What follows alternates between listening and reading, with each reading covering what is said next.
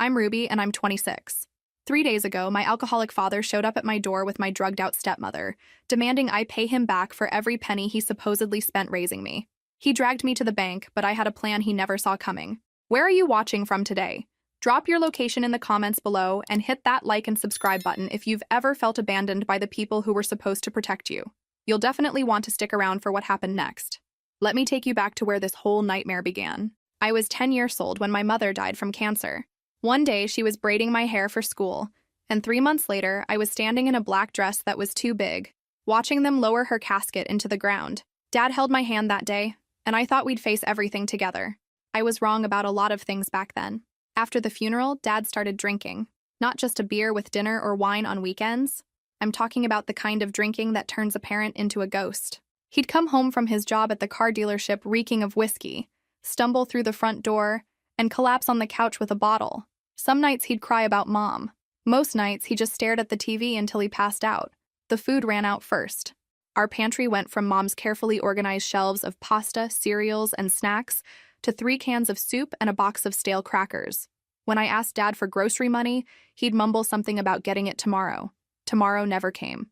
I learned to eat breakfast and lunch at school like my life depended on it, because it did. The school lunch ladies started giving me extra portions. I think they knew. Then the bills stopped getting paid. The electricity got shut off twice that first year. I did homework by candlelight, telling myself it was romantic, like in the movies. The phone got disconnected. The water almost got turned off, but somehow Dad managed to stumble to the utility office at the last minute. I suspect he sold Mom's jewelry, though he never admitted it. My clothes started falling apart, and Dad never noticed. The knees of my jeans developed holes that kept growing. My shoes had soles that flapped when I walked. Mrs. Patterson from church brought me a bag of donations one Sunday, pretending it was for families in need, but looking directly at me. I wanted to be embarrassed, but I was too grateful. Those secondhand clothes meant I could stop wearing the same 3 outfits every week. School became my sanctuary. Not because I loved learning, though I was a decent student, but because it was warm, there was food, and the adults actually paid attention to me. My teacher, Mrs. Rodriguez, started keeping granola bars in her desk. She'd slip me one for later every Friday afternoon. I saved them like treasure. At home, Dad existed in a fog of alcohol and grief. Some mornings, I'd find him passed out in his work clothes on the kitchen floor. I'd put a blanket over him and get myself ready for school. He never asked about my grades, my friends, or how I was handling Mom's death. I was basically raising myself at 10 years old. And the scariest part was how normal it started to feel. The worst moments were when he'd cry and apologize, promising things would get better, that he'd stop drinking, that he'd be the father I deserved. Those promises hurt more than his neglect because they gave me hope. Hope was dangerous when you were living with an alcoholic. I learned that lesson fast. By the time I turned 11, I'd mastered the art of invisibility. I kept my problems to myself, smiled when adults asked how I was doing, and never let anyone see how desperately lonely I felt. I thought Dad just needed time to grieve. I thought eventually he'd remember he had a daughter who needed him, but Dad was drowning, and he'd forgotten how to swim. Looking back now, I realized that's when I started building the walls that would protect me for the next 15 years. I just didn't know the biggest test was still coming. Dad's drinking got worse after he lost his job at the dealership. Apparently, showing up drunk to sell cars isn't good for business. Who would have thought? He lasted almost 2 years after Mom died before his boss finally had enough. I found out when Mrs. Henderson from next door mentioned seeing him stumbling around the neighborhood at noon on a Tuesday. "Shouldn't your daddy be at work?" she asked while I was getting the mail. I just shrugged and went inside. What was I supposed to say? That my father had become a professional drunk? Without his job, Dad's drinking schedule became even more creative. He'd disappear for hours, then show up with grocery store bags that contained more beer than actual food. I got good at making meals out of whatever random ingredients he'd throw in the cart during his hazy shopping trips. Canned corn and crackers became a delicacy in our house. But somehow, Dad always managed to buy his alcohol.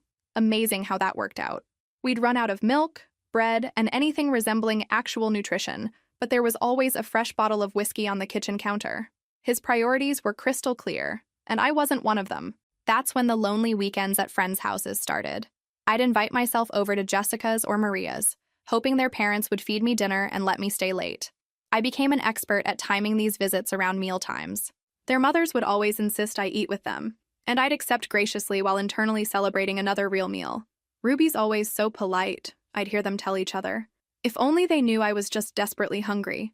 The worst part wasn't the neglect, it was watching Dad disappear piece by piece. Sometimes I'd catch glimpses of the man he used to be. He'd see a photo of Mom and his eyes would clear for just a moment, like he was remembering something important. But then he'd reach for the bottle again, and that clarity would vanish. I started working odd jobs around the neighborhood when I was 13. Mrs. Chen paid me to weed her garden. Mr. Williams gave me $5 to wash his car. Nothing major, but enough to buy tampons and deodorant. The basics Dad never thought to provide. I kept the money hidden in an old shoebox under my bed. Even drunk, Dad had a talent for finding cash when he needed another bottle.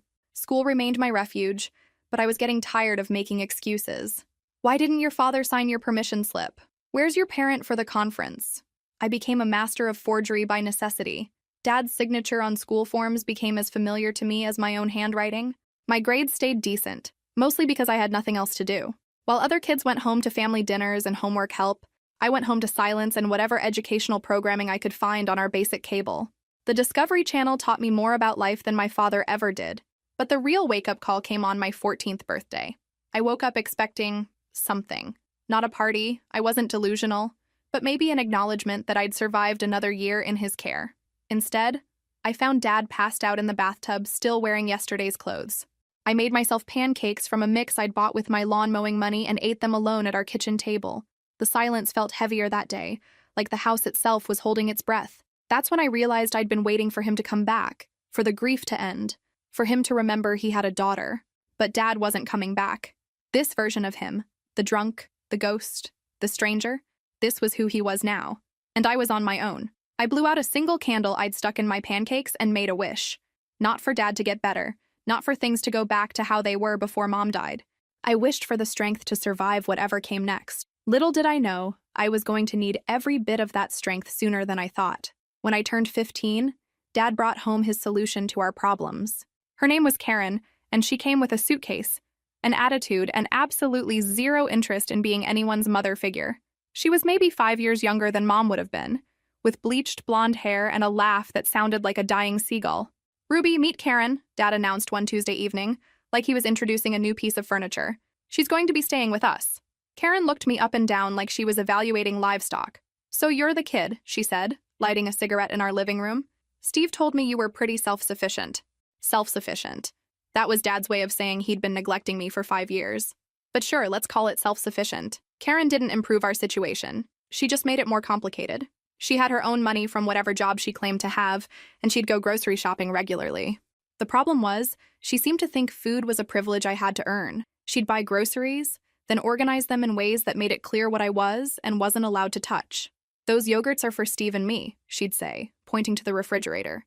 "There's peanut butter in the cabinet if you're hungry." She'd cook dinner for herself and Dad, filling the house with smells that made my stomach growl, then act surprised when I appeared in the kitchen. "Oh, I didn't realize you'd be eating with us tonight," she'd say, like I was a dinner guest in my own home. The mental games were exhausting. She'd hide snacks in her bedroom, lock away certain foods, and create this atmosphere where I felt like I was stealing if I took so much as an apple without permission. Meanwhile, Dad was either too drunk to notice or too grateful for Karen's attention to care how she treated me.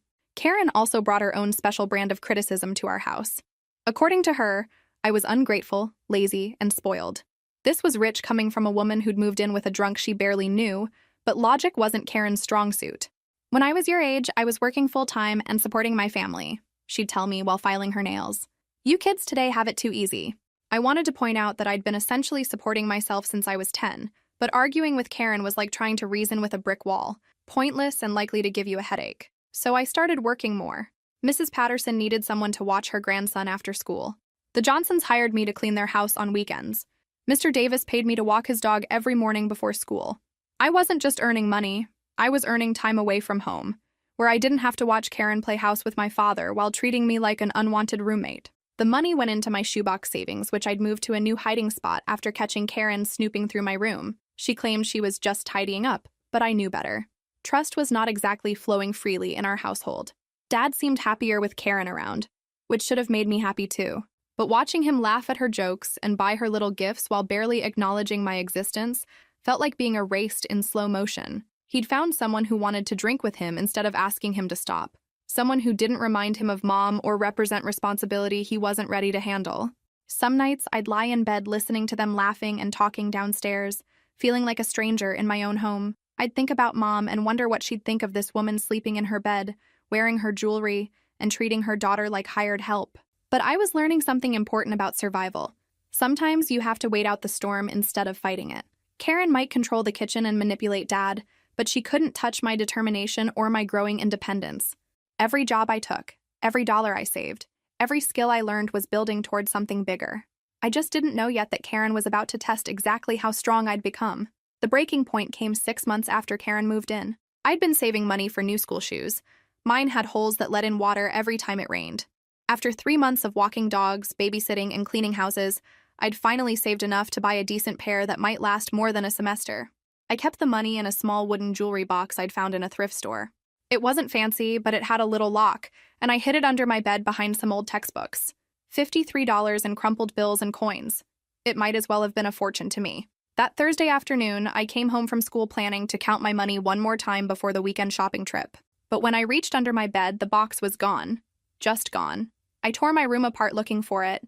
Maybe I'd moved it and forgotten. Maybe it had somehow fallen behind the dresser. But deep down, I knew exactly what had happened. And sure enough, when I went downstairs, I found Karen in the living room painting her nails, wearing a brand new jacket that still had tags on it. "Nice jacket," I said, trying to keep my voice steady. "Thanks. Steve said I deserved something pretty." She didn't even look up from her nails. "Where did you find the money for it?" That's when she finally met my eyes, and I saw something that made my blood run cold. She was enjoying this. "I have no idea what you're talking about, sweetie. My money, from my jewelry box, $53. Karen's face transformed into this picture of innocent confusion that was so fake it was almost impressive. "Money box. Ruby, honey, I think you might be confused. Steve and I went shopping today, but we used his money. I looked around for Dad, but of course he was nowhere to be found. Probably passed out upstairs or sitting in a bar somewhere, completely oblivious to the fact that his girlfriend was stealing from his daughter." "I know you took it," I said, my voice getting louder despite myself. "That's a very serious accusation." Karen stood up, suddenly all righteous indignation. "I don't appreciate being called a thief in my own home." "This isn't your home," I shot back. "And that was my money. I worked for months to save it." "Prove it," she said with a smirk that made me want to scream. That's when Dad stumbled in through the front door, still wearing his work clothes from the part-time job he'd somehow managed to keep. He took one look at us facing off in the living room and immediately went into damage control mode. "What's going on here?" he asked, but he was looking at me like I was the problem. "Your daughter is accusing me of stealing," Karen said, and I swear she managed to make herself tear up on command. "I was just trying to be nice to her, and she attacks me like this." Dad's face darkened. He turned to me with an expression I'd never seen before. Not just disappointment, but actual anger. "Ruby, apologize to Karen right now. She stole my money, Dad. $53 I saved for shoes." "That's enough," he said, his voice carrying that particular slur that meant he'd been drinking. "Karen has been nothing but good to us, and this is how you treat her?" I stared at him in disbelief. This man who'd barely spoken to me in months was now defending the woman who'd stolen from me. "Dad, please, just listen." "No, you listen. You're 16 years old, Ruby. It's time you learned the world doesn't revolve around you." And that's when something inside me snapped. 6 years of neglect, months of Karen's psychological warfare, and now being called selfish for wanting my own money back. It was too much. "You're right," I said, my voice deadly calm. "The world doesn't revolve around me. I learned that when Mom died and you decided alcohol was more important than your daughter. I learned it when I had to raise myself while you grieved. And I'm learning it now, watching you choose your girlfriend over your own child." The silence that followed was deafening. Dad's face went through several emotions: surprise, hurt, and finally settling on rage. "Get out," he said quietly. "What?" I said, "Get out. Pack your things and get out of my house. If you can't show respect to the woman I love, then you don't belong here."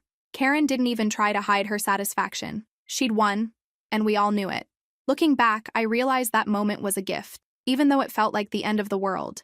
Dad had finally shown me exactly where I stood in his priorities, and Karen had revealed her true nature. The uncertainty was over. Now I knew exactly what I was dealing with. So I went upstairs and started packing, because sometimes the only way forward is through. I packed everything I owned into 3 garbage bags, which tells you pretty much everything about my life at 16. Clothes, some books, the few photos of Mom I'd managed to save, and the remains of my dignity. Dad sat in the living room drinking while Karen watched me carry my entire existence down the stairs. Neither of them said a word. Walking out that front door felt surreal. I'd lived in that house my entire life, and now I was leaving with less than what most people take on a weekend trip. But honestly, the scariest part wasn't being homeless. It was the relief I felt. The constant tension, the walking on eggshells, the feeling like an unwanted guest in my own home. It was finally over. Mrs. Patterson, the church lady who'd given me donated clothes over the years, let me use her phone to call my babysitting client, Mrs. Morrison. I'd been watching her 3 kids after school for 6 months, and she'd always been kind to me. When I explained my situation, without going into too much detail about Dad's drinking or Karen's stealing, she didn't hesitate. "Come over right now," she said. "We'll figure this out." Mrs. Morrison lived in a small house across town with her 3 kids, Emma, 8, Joshua, 6, and baby Sarah. Her husband had left when Sarah was born, and she was working double shifts at the diner to keep them afloat. When I showed up at her door with my garbage bags, she took one look at me and pulled me into a hug. "The guest room is yours," she said simply. "In exchange, you'll watch the kids full-time and help around the house. I can't pay you much more than I was already paying, but you'll have a roof over your head and food in your stomach." It wasn't charity. It was a business arrangement that benefited both of us. She needed reliable childcare, and I needed a place to live. More importantly, she treated me like a person instead of a problem to be solved.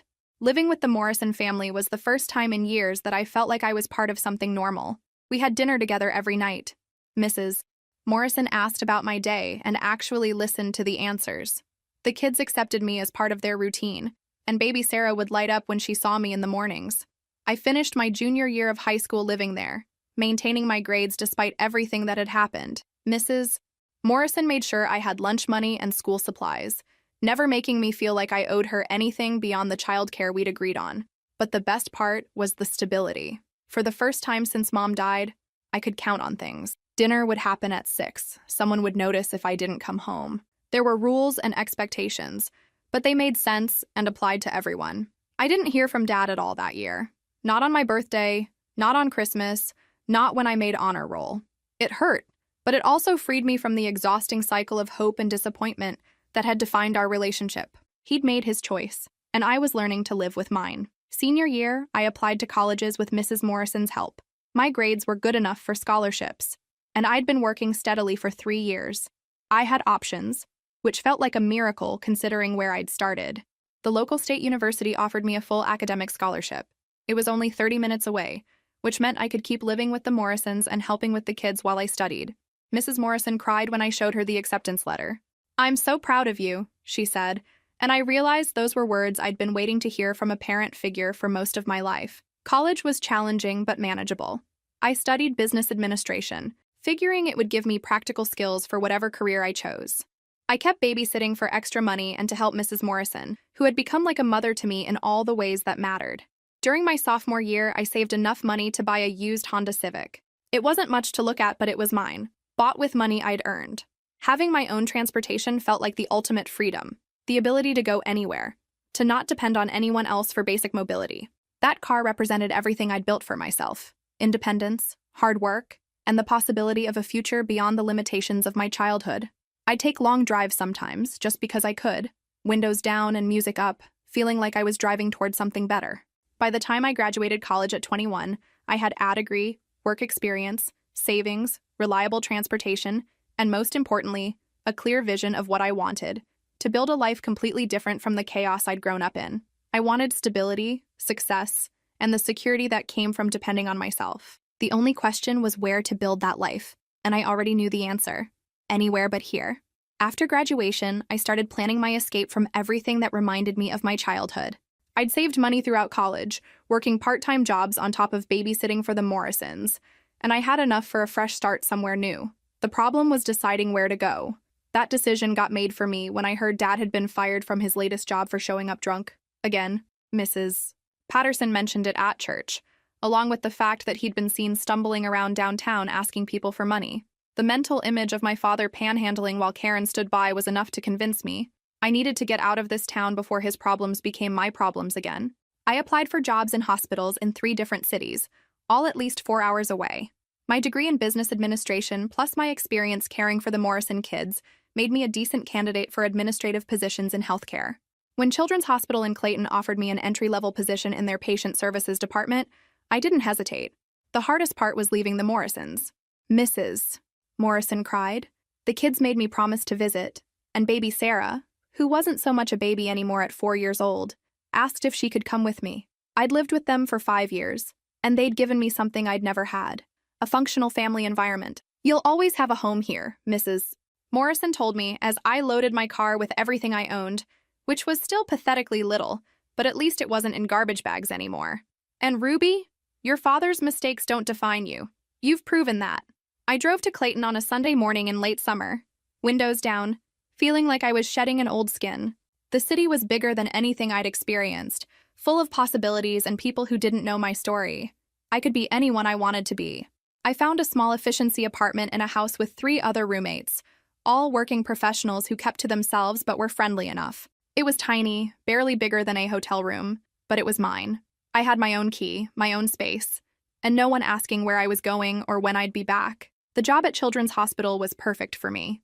I was good with administrative tasks, excellent with computer systems, and my experience caring for the Morrison kids had taught me how to communicate with families under stress. Within 6 months, I was handling the most difficult cases and earning recognition from my supervisors. But what I loved most was the stability. Regular hours, steady pay, health insurance, vacation time, all the things I'd never been able to count on growing up.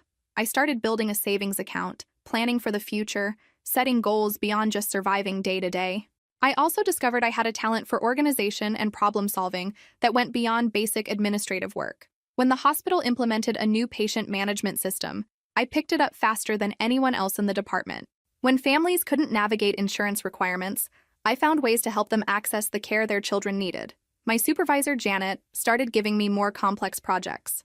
"You have excellent instincts for this work," she told me during my first annual review. "Have you considered going back to school for healthcare administration?"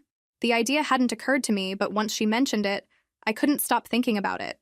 I researched graduate programs, found one that offered evening classes for working professionals, and applied. When I got accepted with partial financial aid, I felt like I was finally building the life I'd dreamed about during all those lonely nights in Dad's house. Balancing work and graduate school was exhausting, but it was the good kind of exhausting, the kind that comes from working toward something meaningful instead of just trying to survive. I was learning about healthcare policy, organizational management, and leadership principles. More importantly, I was proving to myself that I could handle whatever challenges I chose to take on. By my second year in Clayton, I'd been promoted twice and was well into my graduate program. I had a larger apartment, a small group of friends from work, and for the first time in my life, I felt truly independent. I wasn't just surviving, I was thriving. But success has a way of spreading news, and small towns have long memories. I should have known that my newfound stability wouldn't stay secret forever. I should have expected that eventually, my past would come looking for me. I just didn't expect it to show up drunk at my front door with its hand out, demanding payment for a childhood I'd rather forget. By age 24, I was living the life I'd dreamed about during those hungry nights in Dad's house. I had a corner office at Children's Hospital, a master's degree in healthcare administration, and a salary that let me sleep peacefully without counting every dollar. My colleagues respected my work, my patients' families trusted my guidance, and I'd built something real from absolutely nothing. The promotion to Patient Services Director had come with a significant raise and real responsibility. I was overseeing a team of 12 people, implementing new systems that actually helped families navigate the healthcare maze, and for the first time in my life, I felt genuinely proud of what I'd accomplished. My apartment had turned into a real home, not just a place to crash between shifts, but somewhere I actually wanted to spend time. I had furniture that matched, artwork on the walls, and a kitchen stocked with food I'd bought because I wanted it, not because it was the cheapest option available. The best part was the peace. No walking on eggshells, no wondering if someone was going to steal from me, no dramatic confrontations over basic respect, just quiet, stable, predictable peace. I could come home after a long day, pour a glass of wine, and actually relax. It was a luxury I'd never experienced growing up. I'd also started dating someone decent for the first time in my life. Mark was a nurse in the pediatric ICU, and he was everything Dad wasn't. Reliable, sober, and genuinely interested in my thoughts and feelings. We'd been together 8 months, and he'd never once made me question my worth or my sanity. Novel concept, really. But success, I was about to learn, has a way of attracting exactly the kind of attention you don't want. It started innocently enough. Mrs. Morrison called me one evening while I was making dinner, just checking in like she did every few weeks.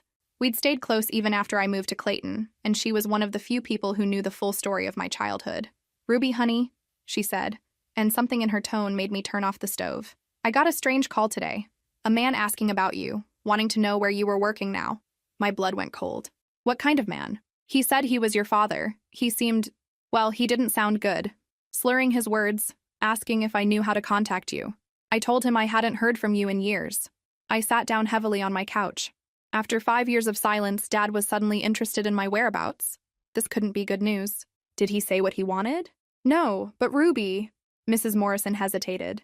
He knew about your job at the hospital. He mentioned you being some kind of director now. How would he know that? That's when the pieces clicked together. Mrs. Patterson from church, the woman who'd given me donated clothes when I was a kid. She was still friends with Mrs. Morrison, and she had a talent for gossip. If anyone was going to spread news about my success back to my hometown, it would be her. Thanks for the warning, I told Mrs. Morrison, and if he calls again, please don't give him any information. Of course not, but Ruby, be careful.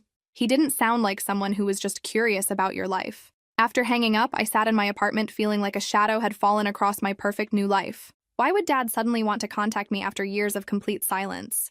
He'd made it clear I wasn't welcome in his world when he chose Karen over his own daughter. What could he possibly want now? The answer, I suspected, had everything to do with money. Word had gotten back to him that his abandoned daughter was doing well for herself, and suddenly Dad remembered he had family. How convenient. I tried to push the worry aside and focus on my normal routine, but I couldn't shake the feeling that something was coming. In my experience, when alcoholics suddenly showed interest in your success, it was never because they were proud of you. The phone call came 3 days later, just as I was getting ready for work. Unknown number, but when I answered, I heard a voice I hadn't heard in years. Ruby? Is that you, sweetheart? Dad's voice was exactly as I remembered. Rough, slurred, with that particular tone alcoholics use when they're trying to sound sober and failing miserably. The word sweetheart made my skin crawl. He'd never called me that when I actually needed a father. What do you want, Dad? Is that any way to greet your old man? I've been trying to find you for months. Heard you're doing real well for yourself up there in the big city. What do you want? I repeated. Can't a father just want to see his daughter? Maybe we could get together, catch up. I'm real proud of what you've accomplished. Proud. Right. The man who'd thrown me out at 16 was suddenly proud of me. I could practically smell the manipulation through the phone. I'm busy, Dad. I have a job to get to. That's what I wanted to talk about, actually. This job of yours. Director at a fancy hospital, making good money. You always were the smart one. And there it was. He didn't want to reconcile or make amends. He wanted something, and it involved my job and my money. I'm hanging up now. Ruby, wait. We need to talk. Face to face. It's important. No, we don't. Yes, we do. Because family is family. And there are things we need to discuss. Things about what you owe. What I owe. The audacity of this man was breathtaking. I don't owe you anything, I said, my voice getting dangerously quiet.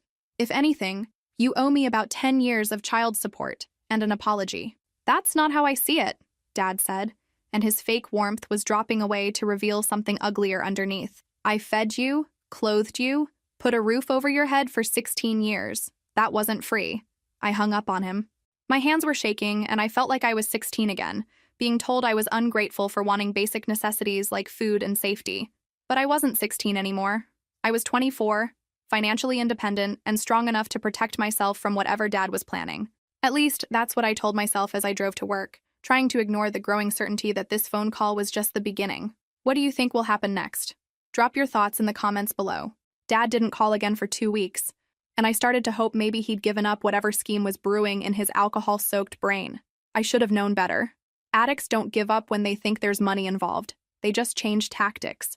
The first sign of trouble came when I got home from work on a Tuesday evening and found my elderly neighbor, Mrs. Chen, waiting by my apartment door looking concerned. Ruby, dear, she said, wringing her hands.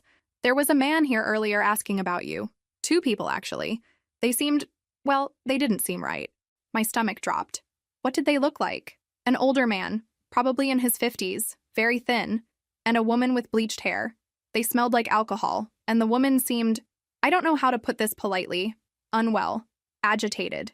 Dad and Karen, of course, because apparently my life wasn't complete without my childhood trauma literally showing up at my doorstep. What did they want?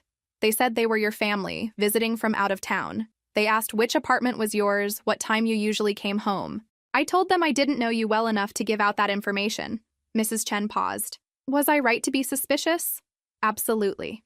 Thank you for not telling them anything. I gave her my best reassuring smile while my mind raced. If they come back, please don't engage with them and call the police if they won't leave. That night, I barely slept, jumping at every sound in the hallway. How had they found my address? More importantly, what were they planning to do with it? I got my answer the next evening when I came home to find them sitting on the steps outside my building. Dad looked worse than I'd imagined. Gaunt, yellowed skin, wearing clothes that hung off his frame like he was playing dress-up in someone else's life. Karen looked like she'd aged 20 years in the 5 I'd been gone, her face hollow and twitchy in a way that screamed drug use. "There's our successful daughter," Dad said, standing up unsteadily. "Don't you look fancy in your business clothes?" I stopped about 10 feet away, every instinct telling me to run. But this was my home, my life, and I wasn't going to let them chase me away from what I'd built. "You need to leave," I said calmly. "Now that's no way to treat family," Karen chimed in, her voice high and brittle. "We came all this way just to see you." I said leave, now. Dad's fake friendliness evaporated. "We're not going anywhere until we get what we came for." "Which is?" "What you owe us," he said, stepping closer. I could smell the alcohol and something else, something chemical and wrong. 16 years of food, shelter, clothes. You think that was free? The sheer insanity of his logic would have been funny if it wasn't so terrifying. This man who'd neglected me, allowed his girlfriend to steal from me, and thrown me out as a teenager was now claiming I owed him money for his pathetic excuse for parenting. "You've gotta be kidding me. Do I look like I'm kidding?" Dad's voice was getting louder, attracting attention from other residents. "You're making good money now, living in a nice place, driving a nice car. Time to pay back the family that made it all possible." The family that made it possible? I couldn't help laughing, even though nothing about this situation was funny. "Dad, you literally threw me out with garbage bags when I was 16. I've made it this far despite you, not because of you." Karen stepped forward, her movements jerky and unpredictable. "You think you're so much better than us now, don't you? With your fancy job and your attitude?" "I think I'm different than you," I corrected. "I work for my money instead of trying to steal it from children." That hit home. Karen's face flushed red, and she started forward before Dad caught her arm. "Here's what's going to happen," Dad said, his voice dropping to a threatening whisper. "You're going to come with us to the bank right now. You're going to withdraw money, enough to cover what we spent raising you. And you're going to do it with a smile because family takes care of family. And if I refuse?" Dad looked around at the nice building, the expensive cars in the parking lot, the respectable neighborhood I'd worked so hard to afford. "Be a shame if your colleagues at that fancy hospital found out about your family situation, how your own father had to throw you out for being ungrateful and disrespectful. Might make them wonder what kind of person they really hired." The threat hung in the air between us. He was talking about destroying my reputation, my career, everything I'd built. And the worst part was, I could see in his eyes that he meant it. Addiction had stripped away whatever love or paternal instinct he might have once had, leaving behind only desperation and entitlement. Karen was nodding eagerly. "We know where you work. We know your routine. We're not going anywhere until you pay up." I looked at these two people, my father and the woman who'd helped destroy me childhood, and realized something that should have terrified me but actually brought a strange calm. They thought they were dealing with the same scared, powerless teenager they'd kicked out years ago. They had no idea who I'd become. "Fine," I said quietly. "Let's go to the bank." Dad's face broke into a triumphant grin.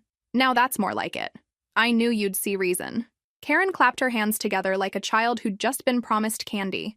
They had no idea they were about to walk into their own trap. Because while they'd been busy destroying their lives with substances and bad decisions, I'd been learning how to think strategically, how to plan ahead, and most importantly, how to protect myself from exactly this kind of predator. The bank was about to become very interesting. The First National Bank was only 3 blocks from my apartment, but the walk felt like the longest of my life. Dad kept a grip on my elbow, not tight enough to look like force to casual observers, but firm enough to make his point. Karen walked on my other side, muttering under her breath about how I should be grateful they were family and weren't asking for interest.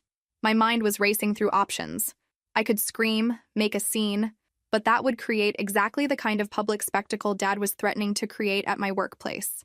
I could try to run, but I was wearing heels and a pencil skirt.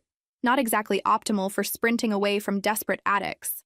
But I had something they didn't expect, a plan. Working in healthcare administration had taught me a lot about emergency protocols and safety procedures. More importantly, it had taught me that sometimes the best way to handle a crisis is to appear to comply while actually taking control of the situation. As we approached the bank, I mentally rehearsed what I was about to do. It was risky. If I was wrong about the bank's security protocols, this could go very badly. But if I was right, Dad and Karen were about to get the surprise of their lives. "Remember," Dad hissed as we reached the bank's entrance, "you're here voluntarily to help out your family. Nothing dramatic, nothing stupid. Just a simple withdrawal." "Of course," I said, my voice steady. Family helping family, right? The bank was busy with the usual after-work crowd, which was perfect for what I had in mind. More witnesses, more cameras, more documentation of whatever was about to happen. Dad and Karen followed me to the customer service area, where a young man in a navy suit greeted us professionally. "Good evening, how can I help you today?" "I need to make a large withdrawal," I said clearly. "But first, I need to speak with the manager about some security concerns." The banker's expression shifted slightly. Security concerns? This was it. The moment that would determine whether my plan worked or whether I was about to make everything worse. "Yes," I said, looking directly into his eyes. "I'm being coerced into this transaction. I'm here under duress." The words hung in the air for exactly 2 seconds before everything changed. The banker's professional smile vanished, replaced by immediate alertness. His hand moved toward something under his desk, probably a silent alarm. "I see. Please have a seat right here while I get someone to assist you." Dad's face went from confusion to rage in the time it took him to process what I'd just said. "Ruby, what the hell do you think you're—" "Sir, please keep your voice down," the banker said firmly, no longer the friendly customer service representative. "I need you to remain calm while we sort this out." "Sort what out?" Karen's voice was getting shrill. "She's just withdrawing her own money to help her family. There's nothing to sort out." But it was too late. I could see movement in my peripheral vision, security guards positioning themselves, other bank employees becoming alert to a potential situation. The bank's emergency protocols had been activated, and Dad and Karen were about to learn exactly what that meant. "Ma'am," the banker said to me quietly, "are you in immediate danger?" "I was threatened and forced to come here against my will," I said clearly, making sure my voice would carry to any recording devices. "These people are trying to coerce me into giving them money." That's when Dad completely lost it. "Coerce?" he shouted, loud enough for the entire bank to hear. "You ungrateful little bitch, I'm your father. After everything I did for you, this is how you repay me?" The security guards started moving closer. Other customers were backing away, sensing trouble. "Sir, I need you to lower your voice and step back from the counter," one of the guards said. "Don't tell me what to do." Dad spun around, his face red with rage. "This is between me and my daughter. She owes me money and she's going to pay it." Karen, apparently deciding this was the perfect time to make things worse, started screaming. "She's trying to humiliate us. We're her family. She has to help us." The beautiful thing about bank security systems is that they're designed for exactly this kind of situation. Every word was being recorded, every threat documented, every unhinged outburst preserved for posterity. Dad and Karen were creating an ironclad case against themselves, and they didn't even realize it. "Ma'am, please come with me," another bank employee said, gently guiding me away from Dad and Karen toward a secure office. "We're going to call the police and make sure you're safe." As I was led away, I could hear Dad's voice getting even louder, more desperate. "Ruby, Ruby, you get back here. You can't do this to family. I made you. Everything you have is because of me." The last thing I saw before the office door closed was Karen lunging toward me, screaming something about respect and gratitude, only to be firmly restrained by 2 security guards. I sat in that quiet office, hands surprisingly steady, and listened to the chaos outside. 5 years ago, this confrontation would have destroyed me. The scared teenager who'd been thrown out with garbage bags would have given them whatever they wanted just to make the screaming stop. But I wasn't that teenager anymore. I was a woman who'd built her own life, earned her own success, and learned to protect herself from people who saw her accomplishments as something they deserved to share. The best part? Dad and Karen had just created enough evidence to ensure they'd never be able to threaten me again. The police arrived within minutes, but the real show was just beginning. Through the glass walls of the office where bank staff had taken me for safety, I could see Dad and Karen in the main lobby, and it was like watching a masterclass in self-destruction. Dad was pacing back and forth, pointing at the office where I sat, his voice loud enough to carry through the soundproofed glass. "That's my daughter in there, my own daughter. I have rights. She can't just abandon her family." Karen had progressed from screaming to what appeared to be a full panic attack, hyperventilating and clutching at her chest. When the paramedics arrived, because apparently someone had called them too, she started babbling about how I was destroying the family and how they just needed help. The bank manager, a composed woman in her 50s, sat across from me taking my statement. "Take your time," she said kindly. "Tell me exactly what happened from the beginning." I explained everything: the phone call, the threats about my workplace, being forced to come to the bank against my will. As I spoke, I watched through the glass as police officers separated Dad and Karen, taking individual statements from witnesses. The entire incident was recorded by our security system, the manager assured me. Multiple cameras, clear audio. If you decide to press charges, you'll have very solid evidence. Press charges. 24 hours ago, that would have seemed impossible. Despite everything Dad had done, despite years of neglect and abandonment, some part of me had still thought of him as family. But watching him rant at police officers about his rights to my money had burned away whatever loyalty I'd been clinging to. A police officer knocked on the office door and introduced himself as Detective Martinez. He was young, probably close to my age, with kind eyes and a professional demeanor that immediately put me at ease. Miss Thompson, I've spoken with the witnesses and reviewed the security footage. What happened here today constitutes attempted coercion and possibly extortion. Are you interested in filing charges? Yes, I said without hesitation. I want them to stay away from me permanently. Based on what I've seen today, I think we can make that happen. The gentleman outside, your father, made several threatening statements on camera. The woman with him became physically aggressive with bank staff. This is more than enough for restraining orders. Through the glass, I could see Dad being placed in handcuffs. He was still talking, still trying to explain to anyone who would listen that this was all a misunderstanding, that he was just a father trying to get help from his successful daughter. Karen was being loaded onto a stretcher, still conscious but apparently having some kind of breakdown. The paramedic was checking her vitals while she rambled about family loyalty and disrespectful children. Will they go to jail? I asked Detective Martinez. Probably not for long, assuming this is their first offense of this type, but they'll be processed and you'll have legal protection going forward. The restraining orders will prohibit them from contacting you or coming within 500 feet of your home or workplace. As I watched my father being led away in handcuffs, I felt something I hadn't expected. Relief. Not sadness, not guilt, just pure relief. The scared little girl inside me who'd been waiting for Daddy to come back and be a real father was finally free to stop waiting. The bank manager handed me a packet of papers. These are copies of all the security footage from today, witness statements, and our incident report. Keep them safe, you'll need them for the legal proceedings. Detective Martinez drove me home while his partner took Dad and Karen to the station for processing. During the ride, he explained what would happen next. Court dates, restraining order hearings, the possibility of Dad and Karen facing actual jail time if they violated the orders. Do you have somewhere safe to stay tonight? He asked as we pulled up to my building. Sometimes family members try to retaliate after something like this. I looked up at my apartment building, my sanctuary, my proof that I'd made it out of the chaos of my childhood. For the first time in years, it didn't feel entirely safe. I'll be fine, I said, but Detective Martinez handed me his card anyway. Call if you need anything. And Miss Thompson? What you did today took courage. A lot of people in your situation would have just given them the money to make them go away. As I watched his patrol car disappear down the street, I realized he was right. A year ago, maybe even 6 months ago, I might have written them a check just to avoid the confrontation. But something had changed in me during this whole ordeal. I wasn't just Ruby the survivor anymore. I was Ruby the woman who'd built something worth protecting. And I'd learned that sometimes protecting what you've built means fighting for it, even when the threat comes from people who should have been protecting you all along. The phone in my apartment was blinking with messages, probably from work, wondering why I hadn't returned after my doctor's appointment. I'd have to explain tomorrow that my personal life had exploded into a law enforcement situation. But tonight, I poured myself a glass of wine, sat on my couch, and let myself feel proud of what I'd accomplished. Not just the career success or the nice apartment, but the strength to stand up for myself when it mattered most. Dad had been right about one thing. Everything I had was because of him. Not because he'd provided or protected or supported me, but because his failures had taught me exactly who I never wanted to become. And for the first time in my life, I was genuinely grateful for that lesson. The restraining orders were approved within 48 hours, which Detective Martinez said was unusually fast. The judge watched the bank security footage, he explained over the phone. Your father's threats were clear, and the woman's behavior was concerning. You're legally protected now. But legal protection and actual safety aren't the same thing, as I learned when I came home from work 2 days later to find my apartment door had been jimmied open. Nothing was stolen.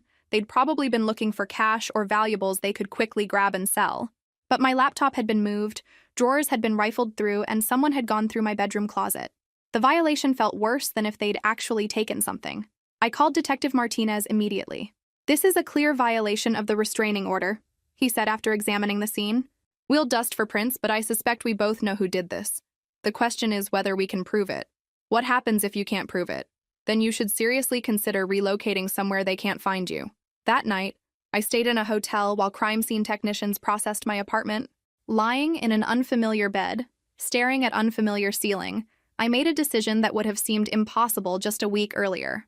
I was moving, not just to a new apartment, but to somewhere Dad and Karen could never find me, never threaten me, never make me feel unsafe in my own home again. The next morning, I called a realtor and explained what I needed: immediate move-in availability, security features, somewhere I could start fresh without looking over my shoulder constantly. I have the perfect place, she said. Gated community, 24-hour security, controlled access. It's usually out of most people's budget, but you mentioned you're a hospital director. The townhouse in Oakwood Estates was everything I needed and more. 2 bedrooms, 2 bathrooms, a small yard, and most importantly, a security gate that required both a code and verification from residents before anyone could enter the community. It was expensive, more than double what I'd been paying for my apartment.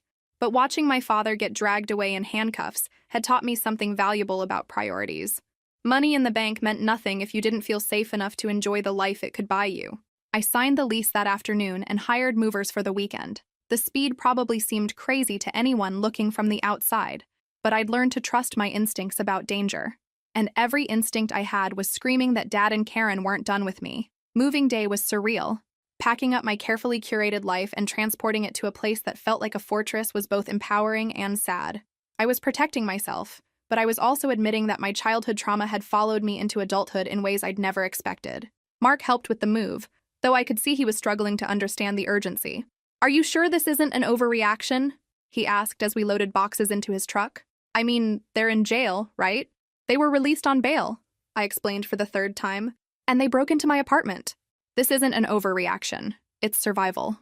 But I could see in his eyes that he didn't really get it. He'd grown up in a stable family where conflicts were resolved with conversations, not restraining orders and security systems. The gap between our experiences felt wider than it ever had before. The townhouse felt like a sanctuary from the moment I walked through the door. The security guard had checked my ID, called ahead to confirm I was expected, and logged my vehicle information. When I drove through those gates, I felt something I hadn't experienced since childhood: complete physical safety. That first night in my new home, I sat in my empty living room eating takeout Chinese food and marveling at the silence. No footsteps in hallways that didn't belong to me, no wondering if every car door closing outside was someone coming to threaten me, no jumping at unexpected sounds. Detective Martinez called the next day with an update. "The fingerprints matched your father. We have a warrant out for his arrest for violating the restraining order. When we find him, he'll face actual jail time. Any idea where he might be?" "His last known address was a motel about 30 miles from your old apartment. But honestly, Miss Thompson, people like this tend to be transient. He could be anywhere." After hanging up, I realized something that should have bothered me more than it did. I didn't care where Dad was, as long as it was far away from me. The man who'd once been the most important person in my world had become just another threat to be managed and avoided. But moving to Oakwood Estates had done more than provide security. It had given me perspective. For the first time in my adult life, I felt truly settled, truly safe, truly ready to build something permanent. And maybe, just maybe, ready to think about sharing that safety with someone who needed it even more than I had. The idea had been growing in the back of my mind since the day I'd toured the townhouse and seen the 2nd bedroom. It was bigger than I needed for just myself, and I'd spent my entire career working with children and families in crisis.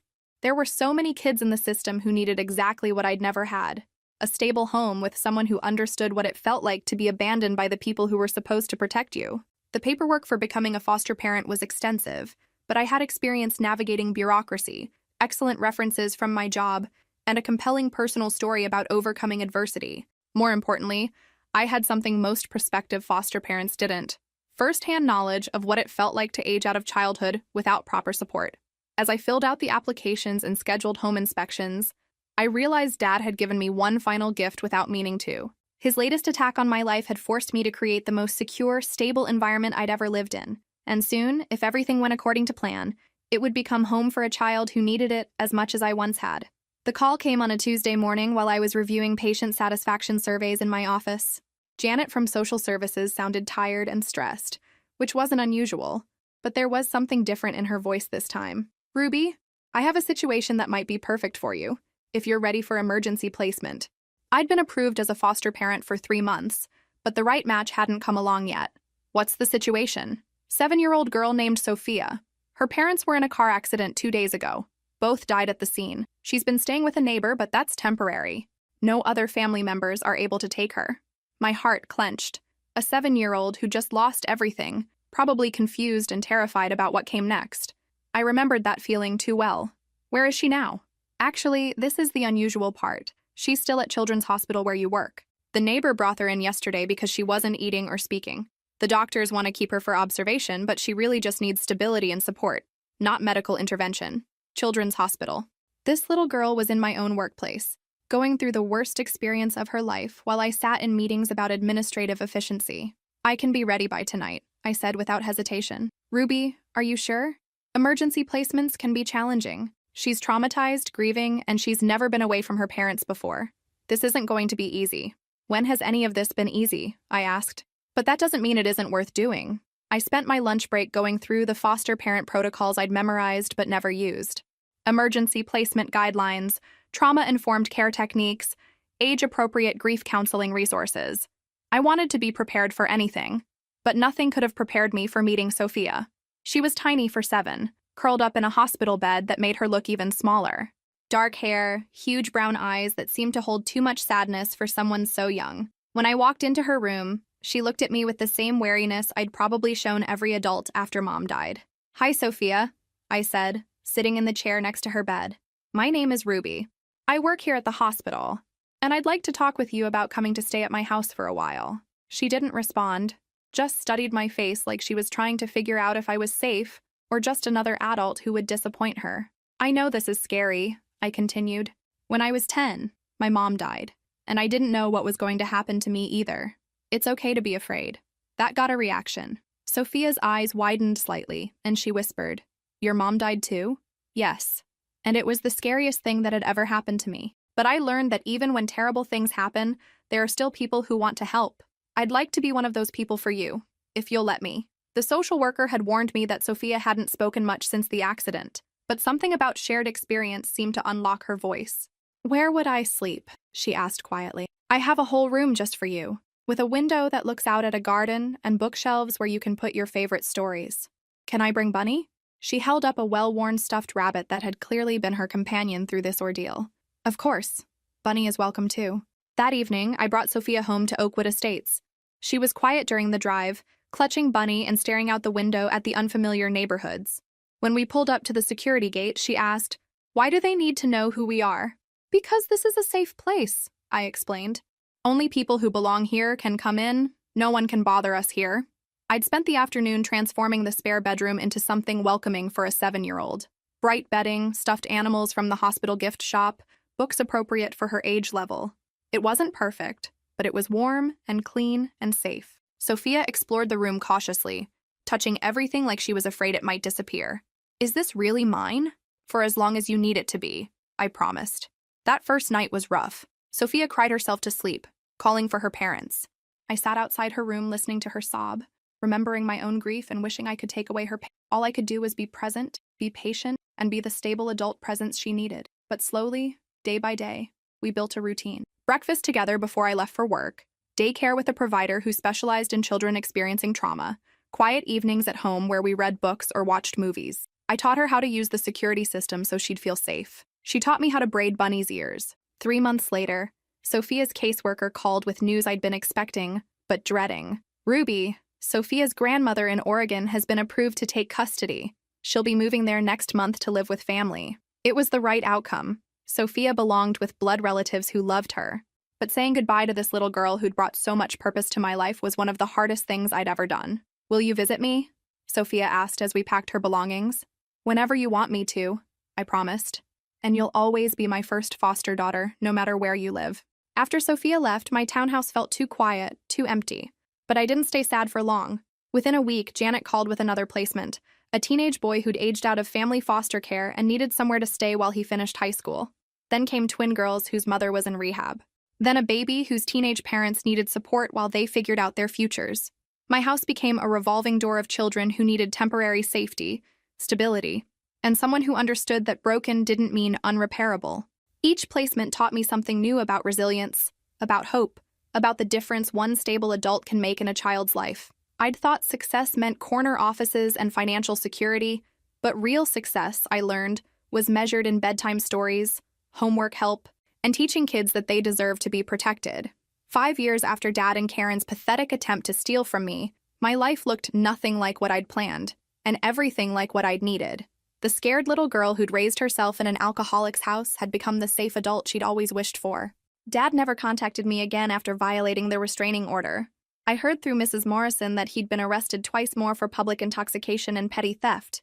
Karen had apparently moved on to another relationship with someone who could support her habits.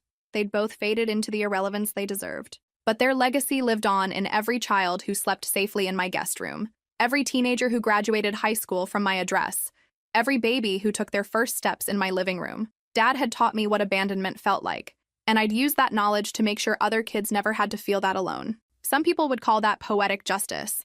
I just called it life coming full circle.